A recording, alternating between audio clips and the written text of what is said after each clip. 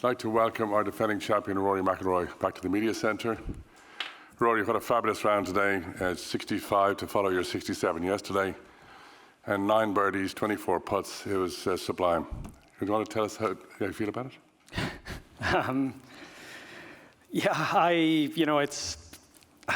Look, I've always felt like this golf course can let you get on runs if you allow it. I talked last year about how I really won the tournament in a 14-hole stretch, the second 9 on Friday and the first 5 holes on Saturday. I knew I had some chances coming in when I was standing on the 12th tee, but I didn't think I'd birdie 6 of the last 7.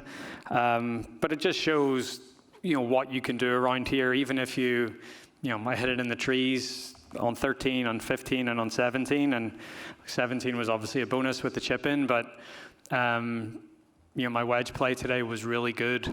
My short game the first 2 days has been amazing. I've spent a lot of time up here over the past 3 weeks.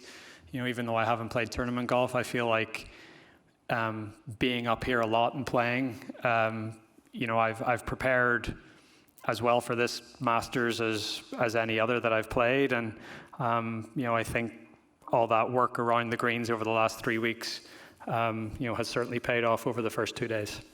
Thanks, Rory. I'm going to open up for questions. John. Rory, even deep down, is there a part of you that feels intimidating? To others? Yes. No. That's not me. That's not what I want to do. Honestly, I don't care if I don't.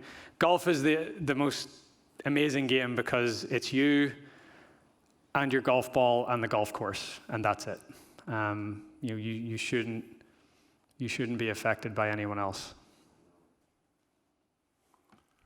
Connor. Right here.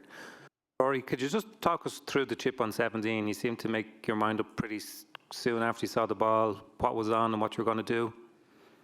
Yeah, it was tricky enough. It was up and over. I was landing the ball into a little bit of a slope into the green, so I knew that as long as I connected or struck it well enough that the ball was going to check. So I had a good landing spot. I was like, okay, so when I hit it, I hit my landing spot perfectly. It came out with the right trajectory and the spin that I thought it was going to have. And I couldn't see the bottom of the flag, so all I saw were the patrons standing up on the grandstand like it had a chance, and then, it went in. But again, that was, I wanted to get it at least level with the bunker, if not beyond the bunker, because I knew that was going to be a better angle for the chip shot. Harry and I talked about that. And yeah, that's just the benefit of having a lot of experience around here is knowing, even if you're right at that green, whether you're front right, pin high right, back right, what the different shots are going to be like. So laid it up in a good spot and hit a good chip. Bonus that it went in, but yeah. Bradley.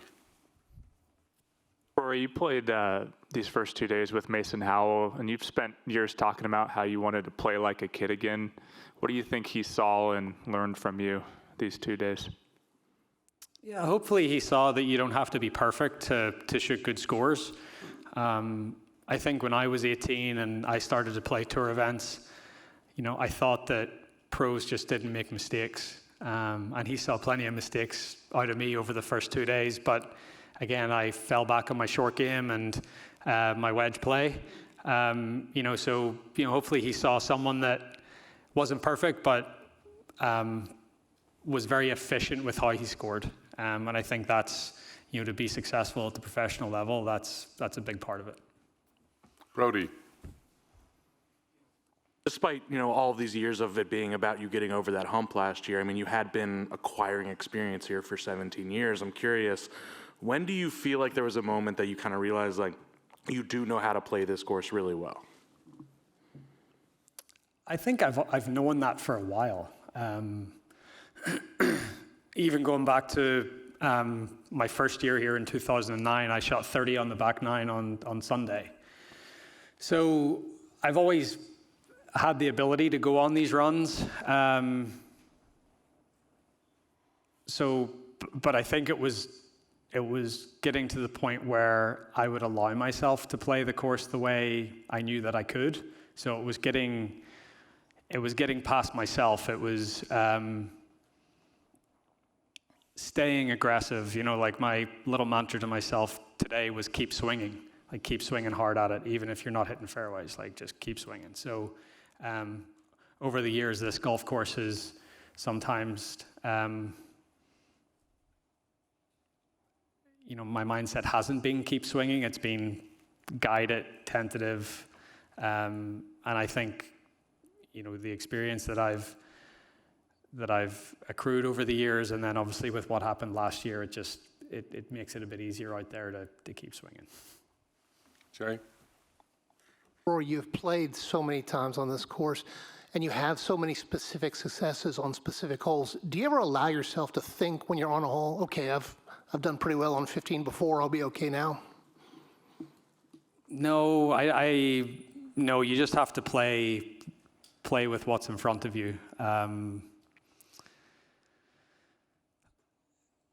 No, I've done that before where I've went into, like I went into the 2015 Masters wanting to play the par fives better because I didn't play the par fives well in 2014. But then I didn't play the fourth hole and the 11th hole well. So the next year I went and tried to play the fourth and the 11th hole well, but then I didn't play. So, I mean, you can pinpoint holes all you want, but at the end of the day, you just have to play the hole that's in front of you and stand up and execute and make good swings. Ben? Oh, it felt like a key moment in the round was after the bogey on 10, the way you managed to respond on 11, and then the way you hit that shot on 12. How do you manage to recompose in those situations? Is it the experience you've got? Yeah, I guess I got through 11 with a par, which is all you really want to do. It's a tough hole. I only had a 9-iron in, but I hit a good tee shot there. And then honestly, today you're not going to get the 12th hole to play any easier as it was today. I mean, the three guys in our group all made twos there. There wasn't really any wind, so there wasn't much decision around what club or what type of shot. It was basically a stock pitching wedge for all three of us. Don? Rory, what for you would be more fun, eking out a victory by the skin of your teeth, or potentially running away with it and lapping the field? What do you think? Look, I've built up a nice cushion at this point, and I guess my mindset is just trying to, keep playing well and, keeping my foot on the gas. Brian? Yeah, Rory, 7 under par on the par fives of the first 2 days. If you told me in 2009 that you do that without hitting a fairway on any of the par fives and only hitting one of them in 2, what does that say about the evolution of your game over the past 18 years? Becoming a wily old veteran, I think.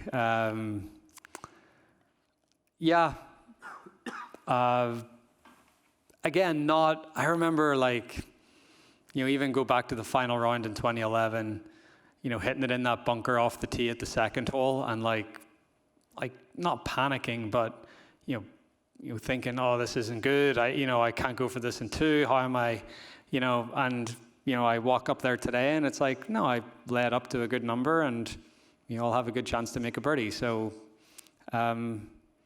there's so many different ways to skin a cat. I've shot 12 under par for the first two rounds here. I've played well. I've hit good shots, but it hasn't all been amazing. I've relied on my short game when I've needed it, and I've certainly hit enough good wedges into those par fives to build the score that I have. Claire? With a lead like this in the late tee time tomorrow, are you going to allow yourself to think about what you want to do tomorrow, or are you going to try and keep your mind off of it, and how will you spend that time? Yeah, I'll probably try to keep my mind off it. That distraction is usually a good thing for me, especially with a late tee time and the lead. So yeah, there's actually 2 really good semifinals at Monte Carlo in the tennis. So I'll watch that. I think it's Sinner and Zverev and Vachereau and Alcaraz. So I'll watch those. We've been watching the tennis early in the mornings, so I'll do that, and then hopefully spend some time with Poppy. I think we're about halfway through Zootopia 2, so maybe do a little bit of that. But yeah, I think for me, I get to the golf course 2.5 to 3 hours before, and then I'll start to think about things. But before that time, I really try to stay off my phone and distract myself and try not to think about it too much. Ewan. Rory, is the mindset with a 6-shot lead here any different it would be if you had that anywhere else? And if it is, does last year play a part in that? I don't think so. I just want to go out and play 2 good rounds again. Obviously, this golf course has certain characteristics that, guys can get on runs, guys can make eagles. You hear roars all over the golf course. So, I think the next 2 days for me, it's just about really focusing on myself. And, it's hard to avoid those big leaderboards out there, but I know that I've got a lead, so I don't need to keep checking it all the time. So for me, just really, focusing on myself and staying in my own little world out there is the best thing. Dylan? Obviously, no lack of attention on you coming into this event, Rory, but, with the documentary and the dinner and everything, do you feel like people were sleeping on your golf game at all? I don't know. I don't follow the coverage as closely as I maybe used to. So, not really. I guess it's understandable. I hadn't played in 3 weeks. The last time everyone saw me, I was struggling with a bit of a back injury. So, it's understandable if I wasn't in the forefront of everyone's minds coming in here from a playing perspective. Dan, down here. Rory, what would congressional Rory advise this Rory about protecting the lead on the weekend? Don't protect it.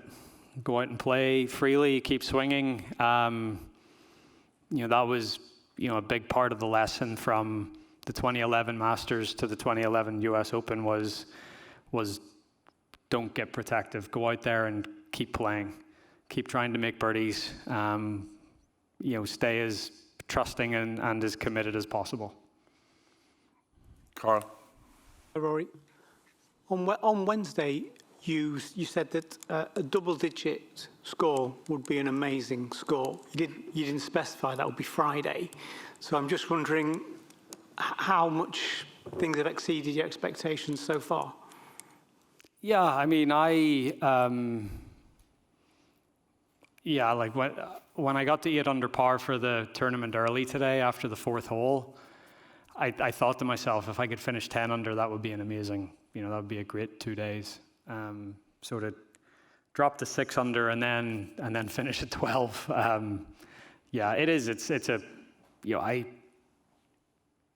I must say though, I felt when you're in the fairway and you strike the ball properly, you can still get the ball to stop. The greens were firm but not ridiculous. So there was still chances. I would envision that the greens will continue to just get a little bit firmer as the week goes on. But I was having lunch and watched a little bit of the coverage out there, and I was quite surprised at some of the early grips, how easily they were stopping the ball on some of the greens. So, that I felt like that still allowed you to be quite aggressive when you did get the ball in play and were attacking from the fairway. Robbie? Rory, your putting has been fantastic this week. What have you felt on these greens that has kind of allowed you to match line and speed in a way we haven't seen everybody else be able to do? It's been a lot of guys, I think today struggled feeling it was going to be faster. Yesterday it seemed like guys were kind of running things by. What's worked for you on the greens? I think just spending time here. I played between the players and this tournament. Like between the players and starting on Thursday, I've been on this golf course, like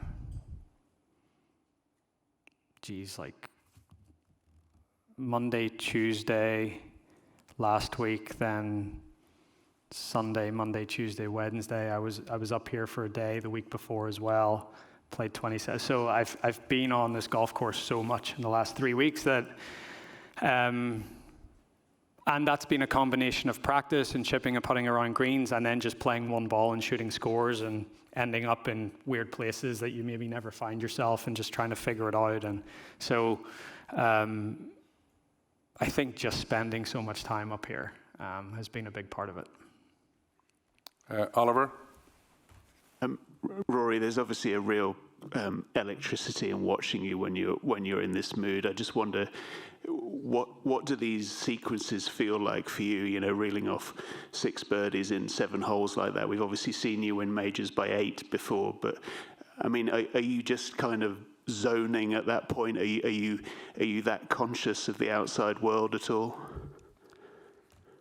Yeah, you know, I've certainly had times where I felt like in the zone or in that flow state or whatever you want to call it. Yeah, and maybe this afternoon was one of those times. I would say maybe not in the zone, but I definitely found a sense of flow those last few holes.